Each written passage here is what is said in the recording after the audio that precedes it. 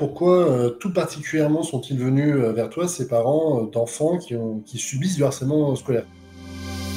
Déjà parce que je travaillais sur le harcèlement au travail. On voit que les dépressions, les burn-out, les suicides, parfois, en lien avec le travail, sont aussi légion et se multiplient. Quand on travaille sur la notion de harcèlement, il y a forcément des trames communes, c'est-à-dire qu'il y a des réactions des victimes et puis à des stimuli qui sont souvent bien identifiés, même si ce ne sont pas les mêmes, mais ils sont transposables entre le monde du travail et l'école. Ce sont des endroits qui sont fermés, ce sont des endroits qui sont fréquentés au quotidien et ce sont en fait des endroits où la parole n'est pas toujours libre.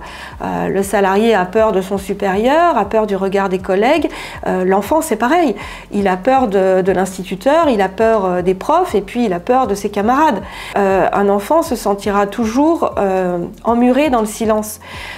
Davantage encore qu'un salarié, où il peut y avoir des instances représentatives du personnel et des relais peut-être parfois plus accessibles pour un salarié adulte.